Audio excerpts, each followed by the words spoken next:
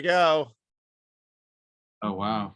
Yeah, now you get a whole special warning from Zoom so that I'm not surreptitiously coming into your living room. That's right. That's actually probably a good idea. Well, yeah. So, well, I'll just give a little introduction. This is Nate and Shelly. Those of you on the Discord server know, and they are proof that our Discord server is simply a thinly veiled, far more successful dating app than the Bachelor or Bachelorette show. We've got a far better track record, and here's one of our happy couples. So yeah, no, it's true. And so I just have to say up front, like, thank you, Paul. Thank you, Bridges of Meaning community, because yeah, it's really did not see this one coming. No, well, it's so funny because before you two, for any of this, I had conversations with both of you, and you're both asking questions about singleness, marriage. Then here we are. I was just telling Shelly that it's been almost exactly 3 years since I talked to you. And I think you remember I was sort of going through do I believe in all this crazy stuff or what? And yeah, it turns out I do. So thank God for that. But then since then it's just been nonstop. And Shelly was a missionary in Africa trying to get her internet to work. Yeah. Yeah. We had almost a couple of conversations that we tried to get going, and this happened and that happened. And so well, you guys wanted to talk. I wasn't quite sure what you wanted to do at this time, but I said yes. I was excited. So yeah, honestly, we didn't have anything planned exactly. We sort of just wanted to, I don't know. Well, let's for the sake of continuity, I had a conversation. Did we ever post my conversation with you, Nate? No, we decided that it was a little too it was pretty personal. It was pretty personal. Yeah, there are quite a few elements in there. And of course, Shelly, I had at least one conversation with you that I posted. And so let's take it back to each of you, when the conversations we had, even if it wasn't posted, and then what you found in the Discord, how you found each other. Everybody loves a love story. So let's hear it. You go first. Okay. For me, I think it was August or September of 2019 when I joined Bridges of Meaning. But before that, a friend, and I think in 2017, had shown me Jordan Peterson, and then the algorithm showed me you. And I started listening to you, and I could tell, like, before you even, you mentioned your overseas time pretty frequently in your videos. Before you even mentioned it, I was like, oh, this guy's lived overseas, because at that point I had lived in America, I'd lived in France, and then I'd lived in West Africa. And you were just like presenting a lot of nuanced information. And I was like, this guy is definitely, learned another language or two, learned another culture or two. And then I had no idea what a Discord was. I just clicked on the link under one of your, and I had been active in the comment section and enjoyed that. And then, got involved on Discord. At that point, I was in West Africa, so my time zone was more adjacent to the European crowd. Yep. So I usually get on with Job and Dennis and Icebear and Ginger Bill and Carlos in the mornings. And then just kind of like read up what the American side was doing at night. But and at that point I was single, and I was like really okay with being single up to a point. And then I started having these maternal urges. I was always like okay with being single, but then these like, oh, I'm not going to be a mom realizations were hitting, and that was like a lot more serious to me than I realized it would be. There you go, Nate. You're just a vehicle to an end. Hey, I'll take it. And that's, I think that's when I started contacting you, Paul, of just like, I knew you were familiar with kind of part of the ethos that I became a missionary out of. We're not from the same exactly denominational background, but missionary circles in the Protestant world are, I mean, I'm sure they're varied, but I could tell just from the way you talked about it that probably some of our experiences were similar. And yeah, coming into missions as a single female is just an interesting dynamic. I've had lots of conversations since then, just like it's almost like the Protestant, like a monk or a nun for Protestants. Yeah. And it was a little confusing to me because I never necessarily like signed something saying I was going to be single, but just the way the missionary field is, like, if it happens to a lot of women. Yeah. And I was just having these like realizations. I had a woman who she was kind of like a mentor. She'd been single all her life. And she told me as she was, 60, 65, she said, get married. And I was like, what? Because she has this amazing fruitful ministry. She's this like badass literacy teacher, goes into West African prisons and does all this stuff. But she was like, it's my biggest regret. And I was like, oh, okay, and that's kind of when I messaged you and we had conversations about what that looked like realistically. And I just wrestled internally about calling and all this kind of thing, but ended up coming back to America during the pandemic. I was already scheduled to come home for a home assignment, but even then kind of thinking like I might not be coming back, but not sure, not really ready to say it out loud, still processing very much. And for me, the pandemic at that point, the churches were closed. So it was kind of a blessing for me in that I could stay isolated. I wasn't speaking to my supporting churches about what was going through my head yet. Churches were closed, like there weren't a lot of big group meetings happening. So I was just kind of processing and spending a lot of time on Discord and praying and, just feeling stuff out. I guess I can jump in there Yeah. and then we'll catch up and then we'll Yeah. talk about when we first started meeting up. So I had a very different upbringing than Shelly. I wasn't raised Christian. My mom was raised in the Catholic Church, but she left after she left her parents' house. She left the faith. So for me, Christianity was something that I was interested in for the first time as I was getting older. Before that, my road into Christianity or more the Bible was through literature. I read a lot of poetry. I started writing poetry around 13 or 14, specifically this poet named William Blake, who I think a lot of your listeners will be familiar with. Not a small O Orthodox Christian by any means, but he considered the Bible the great code of art. And I had sort of taken that on as, I agreed with that. So I was really into like the Old Testament prophets, all the poetry side of things. But I like the idea that Christianity could be true was just seemed ridiculous to me. But after high school, I sort of bummed around for a while.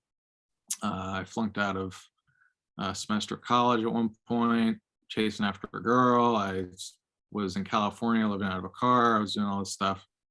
And eventually around 25, I sort of got a little bit of sense in me. And I went back to school as an adult student.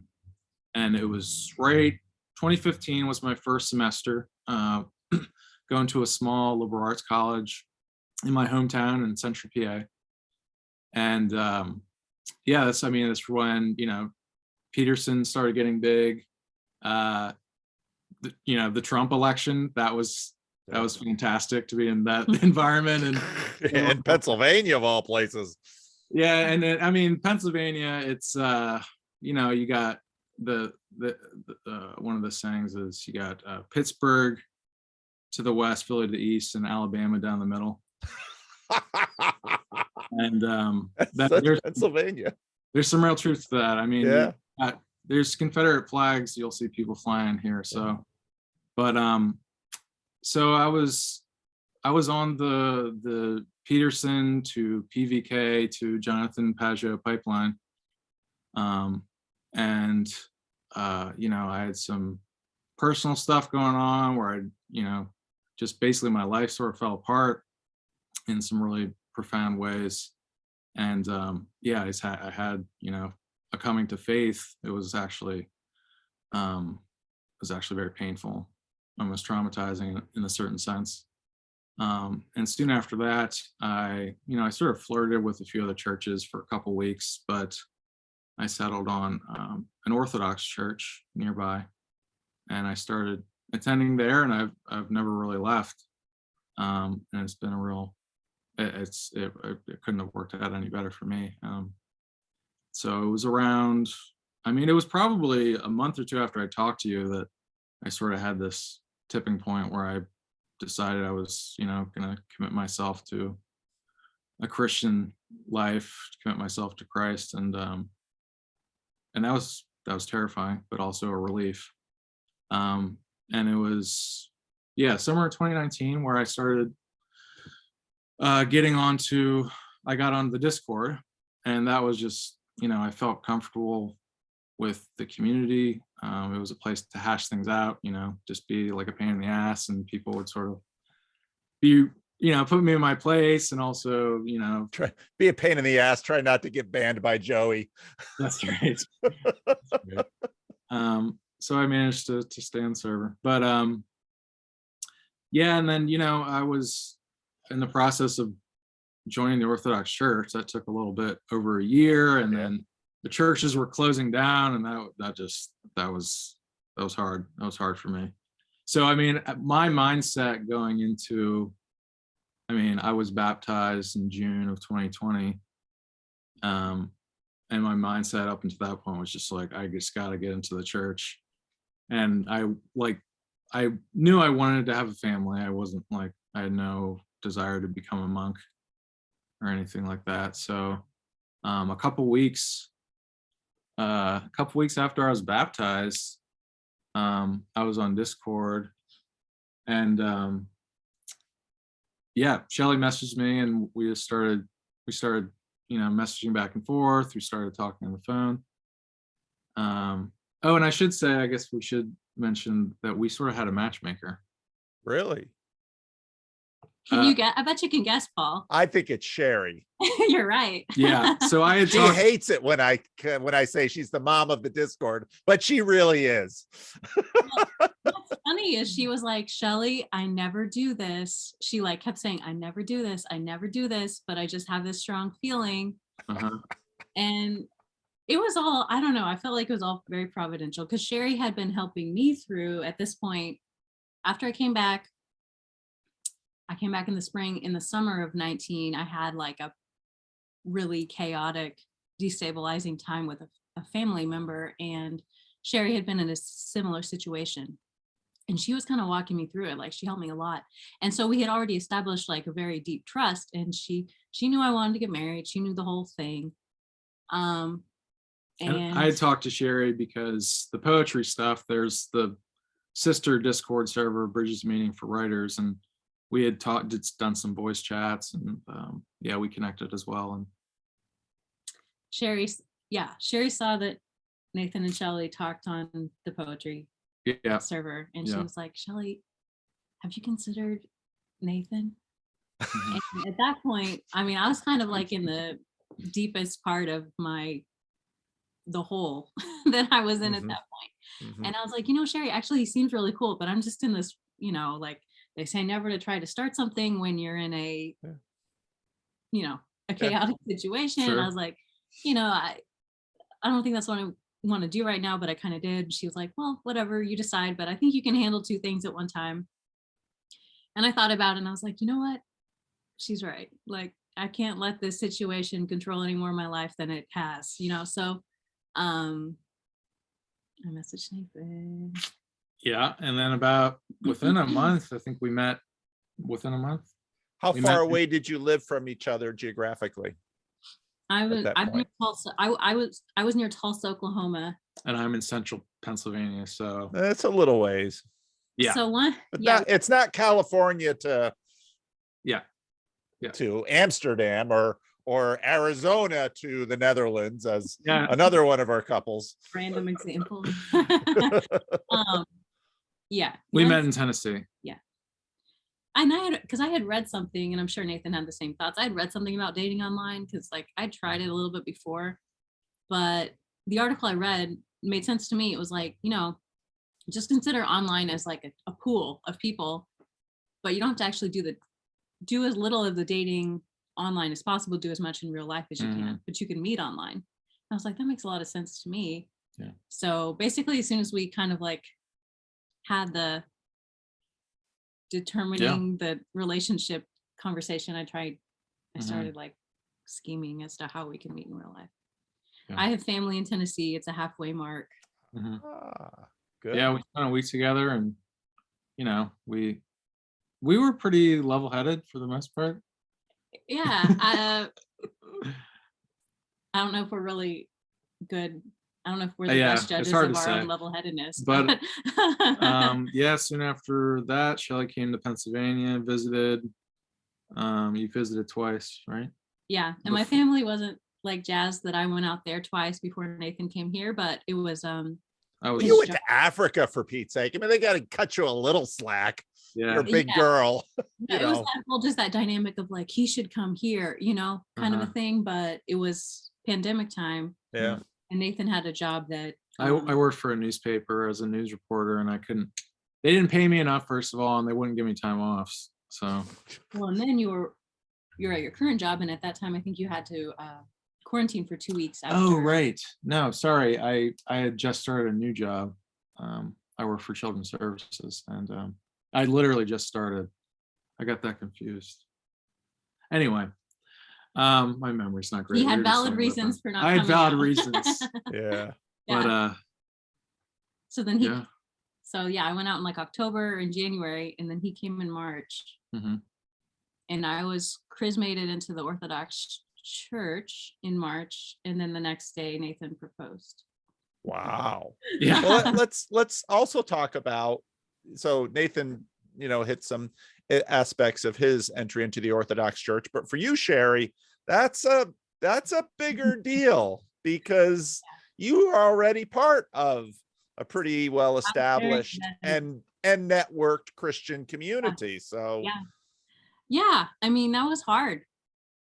I mean, there's a process. And I always kind of maintain that there isn't really anyone like in the Discord community necessarily who's like 100% satisfied with their faith background, or they wouldn't be there. I don't know if that's true, but they're at least open to discussion. Yeah, in the Discord. That's a good way to say it. I think that's fair. And well, you know how it is, Paul. I don't know if all the viewers will, but living overseas outside of American Christianity, it's sometimes often difficult to enter back in.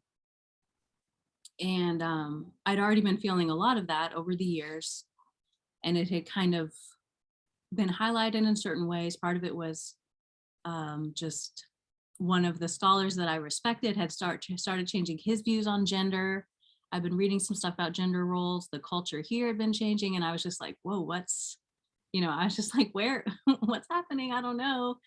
And I was having a little bit of, part of it was pride, but part of it was just like, wait, I'm sent overseas to preach the gospel to men and women, and then I came back to America, and like, depending on, where you are in evangelicalism, a woman, may or may not be able to preach to women and men. I never wanted to be a pastor or anything. These were just, things I was wrestling with. And then the issue of the Eucharist. And, I kind of looked into briefly, or had a lot of conversations with like Andreas on Discord about Catholicism, and was watching, Scott Hahn or Zahn, Scott. I was watching some Catholic people, and just didn't go super far into it. I was in Guinea, I was doing my thing. I always maintained, if I stay in Guinea, I can stay in missions, and I can stay where I am, because I'm kind of away from the baggage. Yeah. There's a lot of freedom Yes. actually when you're being a missionary overseas that Yes. that you don't quite have in North America. It's kind of funny. Yeah. And in the same way, there was a lot, I was working in a Muslim culture, and I was seeing a lot of what my Muslim community was doing right, that I was not able to present to them an equivalent within my faith background. As far Say as, more about that, because people will hear that and not know how to process what you just said. Well, just there was a lot of questions that I didn't feel like I could tell that they weren't satisfied with the answers. They would ask me, how do I pray? And within my background, there's no postural way of praying. There's no formulaic praying. For them, they have a way to pray. Right. Why aren't you fasting at Ramadan? Right. Just like there's a whole embodied feature for them that everyone from a baby to a grandfather participates in, that I couldn't give any equivalent to. And as far as, just like a liturgical calendar, that there were a lot of things within Islam that I thought really synced with like the deepest level of humanity, that I didn't really have a way of meeting with my answers. And then, so I was like pretty open at the point of coming back. I remember talking to another friend of mine who's single and being like, I get married, it has to be about their relationship with God, less than if they're Catholic or if they're Orthodox. I hadn't really heard about Orthodoxy pre-Discord. And Dave W. and Daniel did a lot of answering of questions for me on the Discord. And and I knew, Nathan, this will take a different track, but you joke about the Bridges of Meaning being a matchmaking place, but I know I know it's a joke, but like the bachelor or bachelorette Bridges of Meaning thing, I don't think, like, I think the strength of Bridges of Meaning community is that isn't a factor, because that's how I even was able to trust Nathan as much to message him, was like, I knew he wasn't like making his posts based on single women in the community, because there was like 4 of us, for one thing. That's right. If you're posting on Bridges of Meaning to attract the attention of single women, you are in the wrong place. Yeah. Absolutely. And he had already like said something at one point about like I'll never date a Protestant or something like that. I said I'd only marry an Orthodox woman, and I meant it. And I knew that going in. And I wasn't close, like, because of this whole journey I'd been on, So after Tennessee, after we kind of were like, okay, yeah, we like each other in person, I started attending the Orthodox Church in Tulsa. And again, I feel like that was just very providential, because, as I mentioned, I was still, I'm still like kind of recovering from this like traumatic period I had been in the summer of 19. And the priest there, he's a Vietnam War vet, and he has done a lot of, counseling and research and reading on trauma. And he, he pointed me to some books. Nathan and I, for our wedding present, he gave us The Ethics of Beauty, that you've, I'm sure, seen floating around on different. And that's been, super helpful for me. So I was attending, they had a class for inquirers that I was attending. And then, I was having a lot of talks with that priest.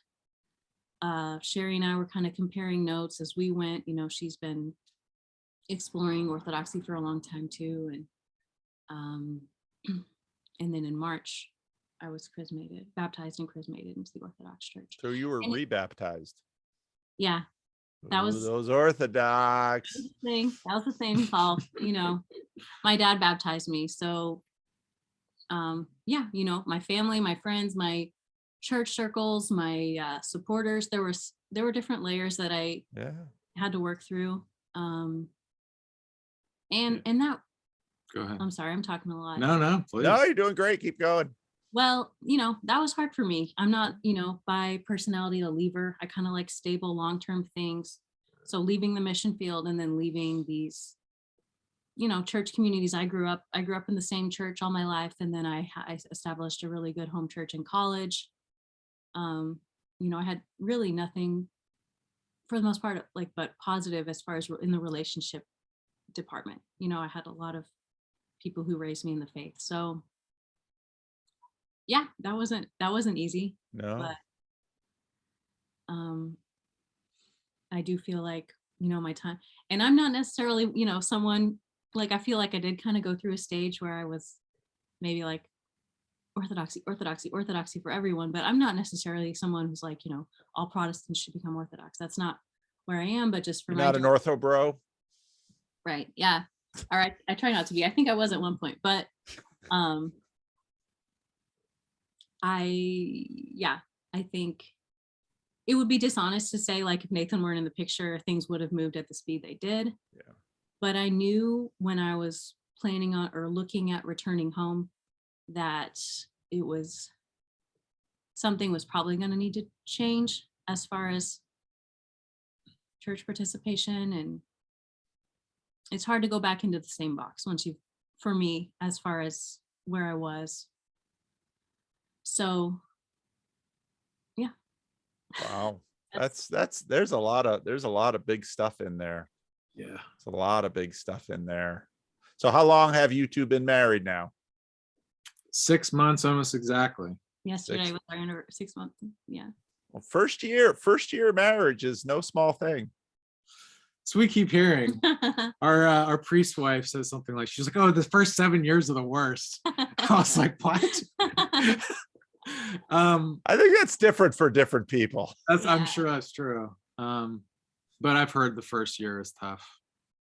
Yeah, our first year of marriage, it was a tough year for us. I mean, we didn't live together or, you know, anything like that. And, Oh, wow. you know, we did it, you know, we engaged for, how long were we engaged? Engaged for a year and then married in first year. Yeah, it's the two different people. Especially, I mean, right now, so many people live together. And so which I still think is a bad idea, but, so Yeah. how is, I mean, how then is church life being a couple? Yeah, I haven't thought about that, but I mean, it's been very different because I was very plugged into our local parish. It's a small church, like on a given Sunday, probably between 40 and 60 people. Okay. It's been, I mean, I think it's been a 100-year anniversary it was during COVID at some point. We didn't get a chance to actually do like a That's a small church to last 100 years. Well, it was Antiochian, so a lot of Lebanese Okay. came in the early 20s. I might not be getting the dates exactly right. And there's still like a strain of, you know, families from Lebanon. We have some Syrians as well. Okay. And, I'd say about a third are Middle Eastern some way, and the rest are converts. But I was pretty plugged into the church. I mean, whenever I joined or I started attending, I just showed up to everything, and there's a lot of stuff going on. And they're like, "Oh, okay, well, we'll put you to work, or we'll do," you know. Yeah. Like there's a lot of So things. small churches do. Yeah, which was great. It was great for me, and become very close with them. And then since Shelly's been there, yeah, how's it? I mean, how has it changed for me? I'm trying to think. I mean, when he says local, it's a 40 or 50-minute drive for us. Yeah. It's not in our town. Oh, okay. So that is pretty significant. Yeah, which I mean, I wish we're different, but Yeah. Well, with an evangelical background, I would imagine that it's a little easier to go in the Orthodox direction, because evangelicals are already sort of primed to, well, Baptist, they've all got these labels, but as long as there's Jesus, and yeah, you can do some different things, but you don't really need the skinny jeans, and you don't really need, Yeah. old rugged cross. So your family okay with this for the most part? Yeah, I'd say for the most part. You don't have to say anything you don't want to Yeah. say. I'm not going to lean on you at all. I mean, there was some pushback, but it was like multifaceted. It was like, Yeah. wow, this is moving fast with you and Nathan. Wow, we don't really know him. Yeah. Wow, what is Orthodox? It was, it's like kind of all combined. It's a lot of new stuff. It's all very reasonable. Yeah. Yeah. Well, what's going to church like? Because, people are, Vandercliff, blah, blah, blah. It's like, hey, I haven't even visited an Orthodox church, and I lie to say I have a lot of motivation to. Sure. Every now and then I'm, online, and of course, Orthodox churches were online during COVID, and I'd look and it'd be like, I don't think that's for me. But what? Yeah. Well, I looked at Orthodoxy a little bit, and like Luke sent me like a live stream of his church, and watching the service is not, didn't do it for me at all. Yeah. I was like, is this it? Like, did it start? Like, what's happening? Yeah. It's a very participatory thing. So yeah, I didn't realize. We were talking the other day because in all the I've only visited maybe 10 or so Orthodox churches beside mine, but all of them, the children are like in the congregation, and they're like running around, and they're crying, and people get. Then wait. The children are in there, they're running around, and they're crying. If you just leave that right there, it sounds, that could go a lot of different ways. There are children in there, and they're running around, and they're crying. All schooled in the art, like the way that things could be miscommunicated on YouTube. Oh, okay. Yeah. Yeah. Well, I just mean, like, so in one sense, what I was trying to get at is, one sense, like, especially the liturgy, it doesn't, like, there's not a lot of change. Like, you might change a few verses here and there, but it's the liturgy. We're not going to change it. But on the other hand, like, it's sort of free flowing. Like, throughout the service, someone will come in late, and they might go up to the iconostasis and kiss it, and the kids are running. And so it's like, there's like, what I liked about the Orthodox Church, it's like a Haitian church. I guess she pushes and going during the service, and in and out, Church, yeah, much. Yeah. In one way, way more formal, and in another way, not. Right. So and that sort of speaks to what attracted me to Orthodoxy to begin with. Was, there's we have our dogmas, we have our ecumenical councils, which we share with a lot of folks, but like within, as long as you're not like stepping too far outside of certain boundaries, there's a lot of there's a lot of freedom within the boundaries. That's been my experience, my limited experience. Oh, and for Shelly, for you, this is you're used to, songs, 3 fast, 3 slow, 1 to get ready and 1 to go. That's evangelicalism. And you got the big sermon, starts about halfway through, and is sort of the primary focus of the service. And of course, I would imagine you have a ton of liturgy, and it leads to the climax of the Eucharist. And so that's a big transition in terms of the practice. Although, again, as a missionary, that was, I'm sure, for you quite disrupted, because with a lot of expats, even if you're, for myself in the Dominican Republic, we had one missionary in particular that felt it very important that he would worship with the people that he was ministering to, and that would be their primary focus of worship. But what happened with that missionary was that missionary's church, more than just about any other church, looked like this little transplant from North America. Instead of with most of the rest of the Haitian churches, it was much more a creation that was sort of fit for their culture. But then you come in as a missionary, faith languages are so intimate. I mean, I was part of a Bible translation work, so language is very much the the foundation of. But we attended a I think it's actually started originally by the CMA, but it was national leadership and everything now. But we attended. We like had a goal. I think I set myself a goal like 2 to 3 Sundays a month, because that was not where I recharged spiritually. That was, I almost viewed it as more of a ministry. And as time went on, and I got more comfortable in the culture, it was less of a drain, but it was still always longer than I wanted it to be. It was always hot and still in the room. It was always, awkward questions and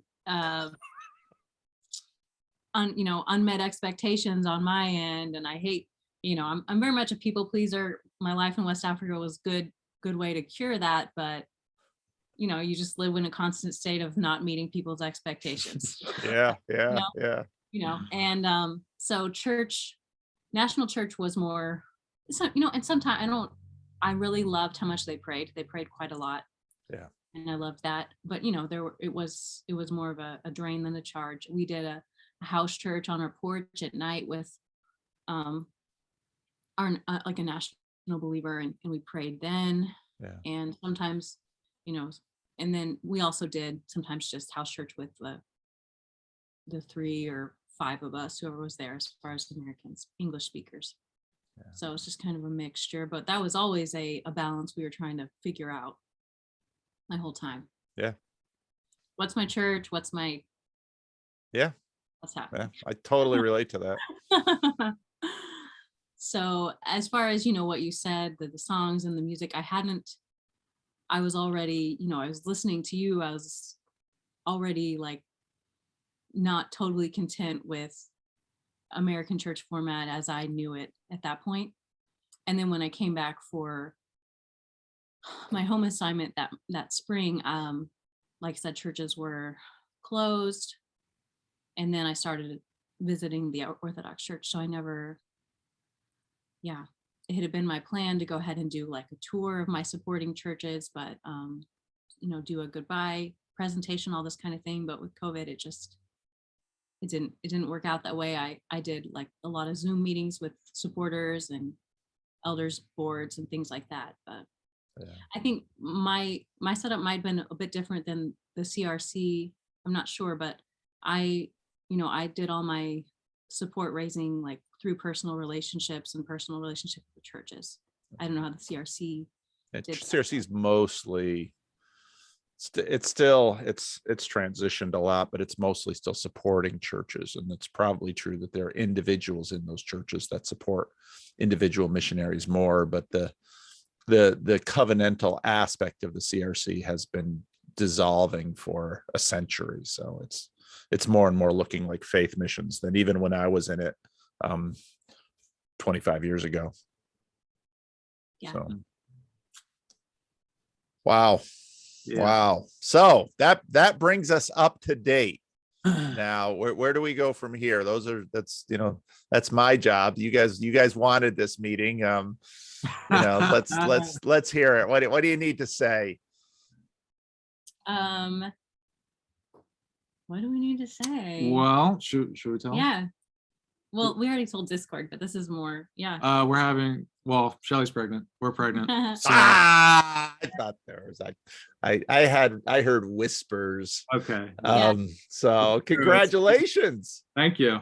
Yeah. Yeah, everyone's very happy. Yeah. We live in my hometown, and my parents still live here. My grandma's moving in, so everyone's very happy. Yeah. If there's a way to sort of, put parents at ease and give them a shot of happiness, nothing like a grandchild. Yeah. Although you're a little further away, so they're just like, oh, I wish it was here. I mean, the constant refrain from my parents has mostly been, it's closer than West Africa. Yeah, Yes. Which is very true. Yes. It is it is kind of a long old drive. It's a 2-day drive. But we're gonna work it out. There's no other choice. Yeah. And we talked about that pretty early in our dating. Yeah. And I just am kind of at this point used to the model of moving to a new place and making it home from, Yep. you know, Yep. my life thus far Yeah. Yep. as an adult. So Yep. yeah. Oh, good, great. I was reading a thing. I did a conversation with Cale Zeldin and Rod Dreer this morning. And then I got sent another blog by somebody else. And I guess at an East Coast Peterson event, in the question and answer, someone asked, what do you wish you had done differently when you were young?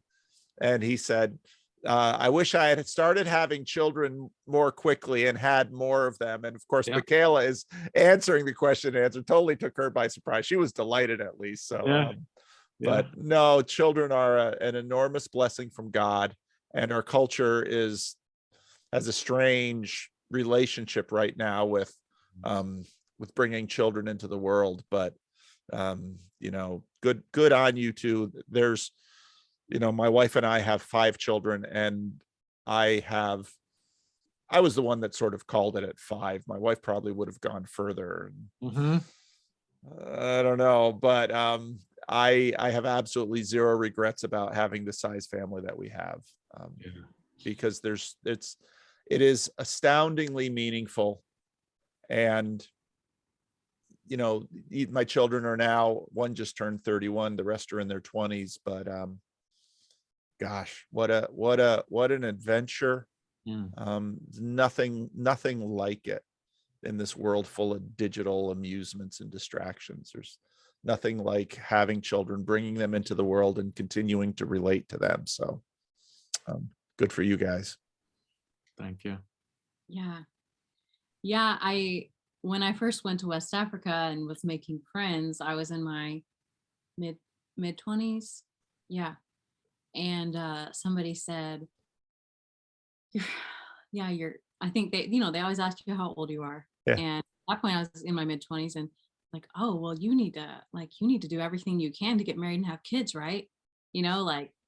And I was, at the point where I was in life, I just kind of not scoffed at it, but I was like, yeah, that's the culture here. Ha ha ha.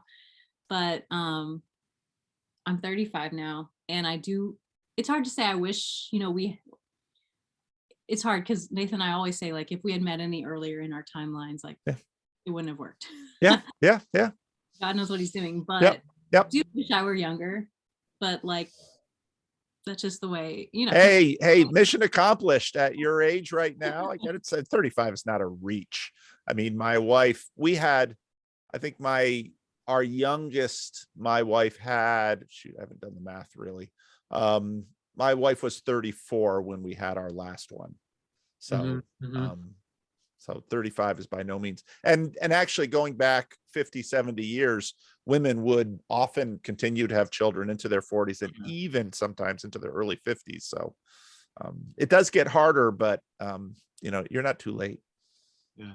We were just talking to my mom, and her dad was the youngest of 12.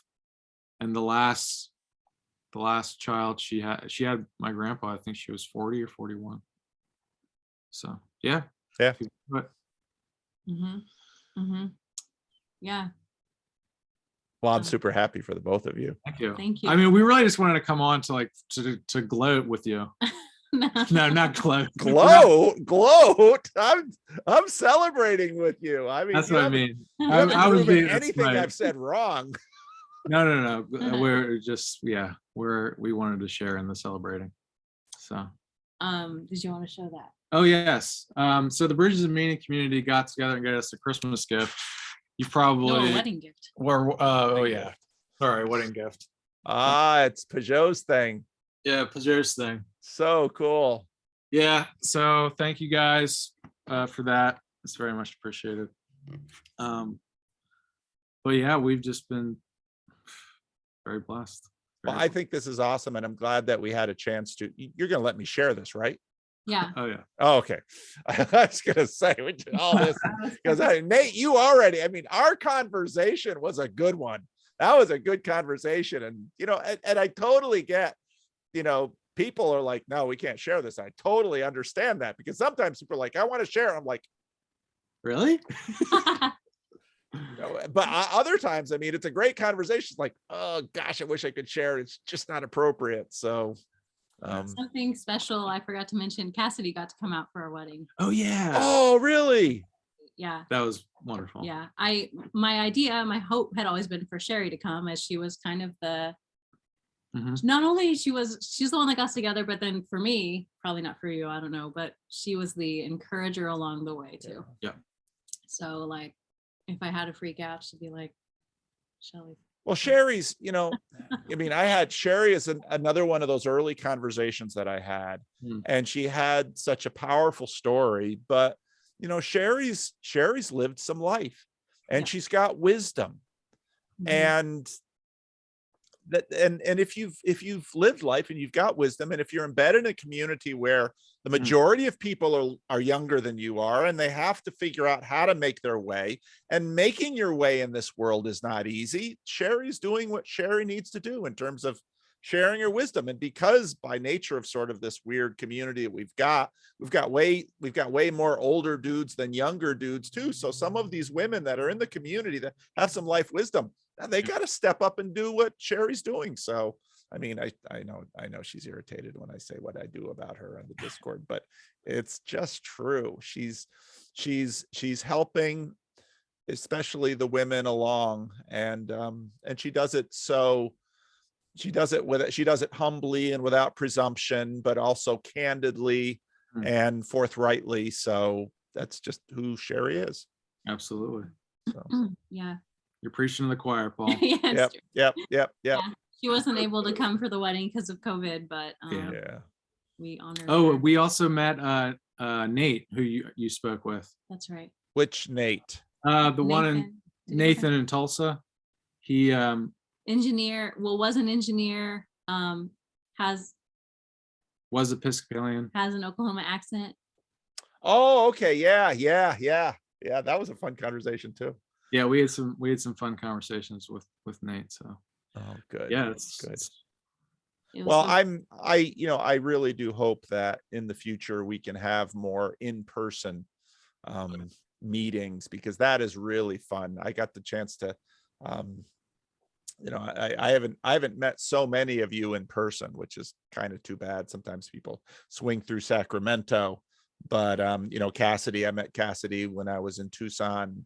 She came down from Phoenix, and so it's really good. So yeah, I did get to stop in on the Arkansas camping trip, so I got to meet Sam and Jeff and Jacob and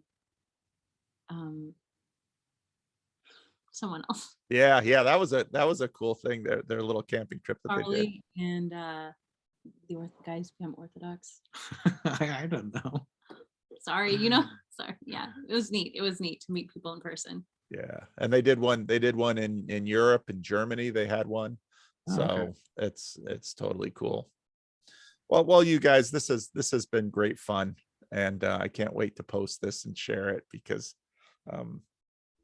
it's helpful to, I mean, it's a little weird, our little online avatars and our little stories, but I think it does, I mean, these stories are very real, and I think they do help people. Everyone's story's different, but people are pretty good at sort of learning from them and gleaning a bit of wisdom and hopefully helping them on their way. And I forget who it was that we were joking at my house about Bridges of Meaning Discord, and there's some woman, it was the recent villain in The Bachelor story, Shanae or something like that. You're more up on The Bachelor. Yeah, and my wife's like, you should recruit her for the Bridges of Meaning. And I thought, well, Bridges of Meaning, she was a rough one. She was a villain in that show. But hey, the Bridges of Meaning folks, they're not wilting wallflowers on that Discord. It's It is a rough and tumble place. It is a rough and tumble place. We do practice rough and tumble play with each other, at Yeah. least in a virtual way online. And so, yeah, no, if you're sort of shy and reserved, probably you jump into that Discord, be ready to speak your piece and, defend what you think and stand up to people. They'll respect you for that. Yeah. So, anyway, you guys, thank you so much for this. Thank you, Yeah. Paul. Thank you. When's the baby due? Any idea? End of July, 1st of August End of time. July, 1st of August. Yep. All right. All right. Well, we look forward to that. We've been, Job, of course, had his baby, and Yeah. and I think there'll be more. So look forward to seeing Yeah. pictures. It's extra special with Joe because when I was first on, and we had all these real talks on there, and he talked about he was really sad that he wasn't going to be a father. Yeah. And I private messaged, I was like, you know what? I feel your pain. I'm really sad that it looks, just, on this track I'm on, it doesn't look like I'm going to be a mom. And, we just kind of commiserated about it. And now You're both on the way. yeah. So cool. All right, you guys. It was great to talk to you. You too. You too. Take care. Bye. Bye-bye.